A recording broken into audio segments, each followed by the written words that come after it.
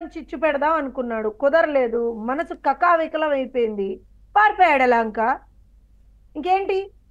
ఇంత ఇంత ఏమంటారు అని అంటే విస్పష్టంగా మనకు కనబడుతూ ఉంటే ఎందుకు వెళ్ళాడండి, ఎందుకు వెళ్ళాడండి ఏంటి సార్? ఊరికి ఎప్పుడు మీద కారం చల్లుతారు ఏంటి సార్ పవన్ గారి మీద? నాకు అర్థం కాదు. అసలే అక్కడ చచ్చిపోతున్నాడు. నేను అల్లర్లు చేద్దాం అనుకున్నాను, నేను మతాల మధ్య అసలు ఇలా ఒకళ్ళకొకళ్ళు పట్టేసుకుని కొట్టేసుకునేట్టుగా చేద్దాం అనుకున్నాను, కులాల మధ్య చిచ్చు పెట్టేద్దాం అనుకున్నాను. ఏంటి అసలు ఏది నేను నేను అనుకున్నది ఏది అవ్వట్లేదు. దిక్కుమాలింది ఎప్పుడు 11 11 11. ఏంట్రా నాయన ఈ 11 నా నెత్తి మీద అనుకుంటున్నాడు, ఏడుస్తున్నాడు. మీరేమో ఆ పుండు మీద పుండు అయింది, ఆ పుండు మీద ఊరికే కూర్చొని కారం ఉప్పు ఇంకేమన్నా వీలైతే మసాలాలు కూడా యాడ్ చేస్తూ ఉంటారు మీరు. ఎందుకు వెళ్ళాడండి యలహంక, ఎందుకు వెళ్ళాడండి యలహంక అని అడుగుతారు. అంటే ఏం చేస్తారు? వీళ్ళందరికీ ఒక కాదు సార్. సజెషన్ ఏదో ఇచ్చి హడావిడి చేయమన్నారు కదా, మరి సడన్ గా అదే వెళ్ళిపోయారు. మరి అదే మరి చెప్పాడు. ఎవరైనా చేశాడు అక్కడ? కొంతమంది డ్రామా ఆర్టిస్టులు సార్ మేడం రోజే చేసింది కదా మేడం. సార్ తమిళనాడులో చేసింది సార్. అదే తమిళనాడులో సార్. ఎక్కడన్నా ఆంధ్రప్రదేశ్ లో ఏదన్నా గుడికి వస్తే కాళ్ళెర కొడతామని చెప్పుకుని ఉంటారు అందరూ, పోయి తమిళనాడులో చేసింది. లేదా ఇంకొంతమంది ఒకళ్ళు ఇద్దరు ముగ్గురు నలుగురు డ్రామా ఆర్టిస్టులు మాత్రం వెళ్ళారు సార్. వెళ్ళి మేము దేవుడికి దండం పెట్టేసుకున్నాం, పూజ చేసేస్తాం, అదే అదే సార్. నేను ఒకటి చెప్తాను సార్, దేవుడు ఏ రోజున ఒక్కళ్ళు కూడా భార్యలతోటి వెళ్ళలేదండి. సార్ ఒక్కడు కూడా భార్యతోటి వెళ్ళలేదు. ఉమెన్ లీడర్స్ ఎవరు కూడా భర్తతోటి వెళ్ళలేదండి. నేను ఒక నిమిషం చెప్తాను sir. I'm not even going to enter in to all that. ఎందుకనంటే ఇనఫ్. గత వారం 10 రోజుల నుంచి కూడా ఇదే అంశం మీద మాట్లాడుతున్నాము. ఇదే అంశం గురించి మొత్తం కూలంకుషంగా మనం చెప్తున్నాం. ఇప్పుడు మాట్లాడాల్సింది ఏంటి అంటే జగన్మోహన్ రెడ్డి క్రూరత్వం గురించి మాట్లాడాలి.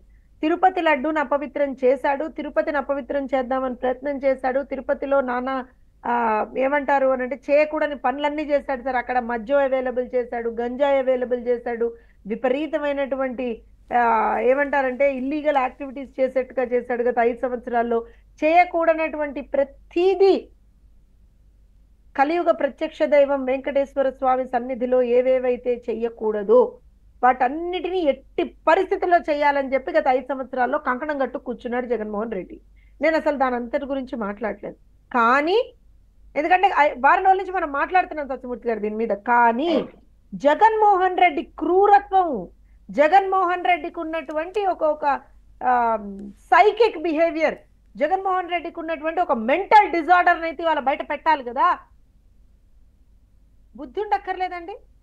ఇవాళ మీరు ఒక విషయం గమనించండి, ఒక అంశం వస్తే ఆ అంశానికి సంబంధించి మాట్లాడు. తిరుపతి లడ్డూకి సంబంధించి ఒక అంశం వచ్చింది, చేస్తే చేశానని చెప్పు, చేయకపోతే చేయలేదని చెప్పు, ఏదో ఒకటి తగలడు. అదేమీ లేకుండా చంద్రబాబు నాయుడు ఇట్లా, ఇంకోళ్ళు ఇట్లా. అసలు మీరు గమనిస్తే మా మీద ఒక ఆరోపణ ఏం కూడా చేశాడంటే జూలైలో వస్తే సెప్టెంబర్ వరకు బయటికి పెట్టలేదు అన్నారు. సార్ ఇది సెన్సిటివ్ అంశం, చాలా సెన్సిటివ్ అంశం.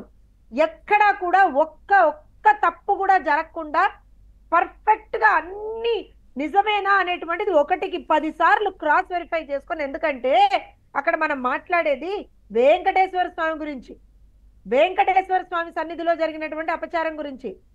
తమాషాలా మాట్లాడకూడదు కదా అలాగా.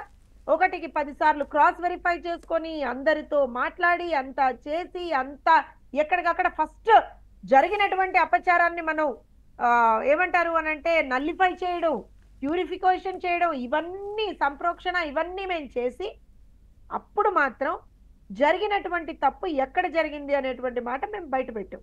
ఎందుకు? అది బాధ్యత కాబట్టి, ఇంకోసారి ఎవడు ఇలాంటివి చేయకూడదు కాబట్టి, చేసిన వాడికి ఒక ఏమంటారంటే కఠినమైనటువంటి శిక్షలు పడాలి కాబట్టి. అది కదా మనం అందరం చేయాల్సింది. నువ్వు మాజీ ముఖ్యమంత్రివి, మా దౌర్భాగ్యం, ఆంధ్రప్రదేశ్ రాష్ట్రం చేసుకున్నటువంటి దౌర్భాగ్యం.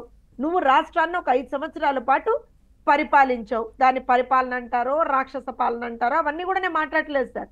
ఉన్నాడు కదా 5 సంవత్సరాలు, ఆయన ప్రభుత్వ హయాంలోనే కదా తప్పులు జరిగింది. ఏ రకంగా తప్పులు జరిగాయి జ్యోత్స్న గారు అని అంటే టెండర్ నోటిఫికేషన్ లో ఏదైతే మోడిఫికేషన్స్ చేశారో వాళ్ళ హయాంలోనే చేశారు కదా. తప్పులన్నీ వాళ్ళ హయాంలోనే జరిగాయి కదా. ఆ ఏఆర్ డైరీకి వాళ్లే కదా ఎస్ ఇచ్చింది, వాళ్లే కదా టిక్కు కొట్టింది. మరి అలాంటప్పుడు తప్పు జరిగినప్పుడు మొట్టమొదటిసారిగా జగన్మోహన్ రెడ్డి ప్రెస్ ముందర కూర్చొని ఏం మాట్లాడాలి? తప్పైపోయింది క్షమించండి, వెంకటేశ్వర క్షమించు అని అడగాలి. అడగలేదు. అడగకుండా నేను సో అండ్ సో, నేనిది, నేనది, నేనిది, నేనది. ఇవాళ నేను జగన్మోహన్ రెడ్డి క్రూరత్వం గురించి ఎందుకు మాట్లాడదలుచుకుంటున్నాను అని అంటే, ఇది ఒక డైవర్షన్ టెక్నిక్ జగన్మోహన్ రెడ్డిది.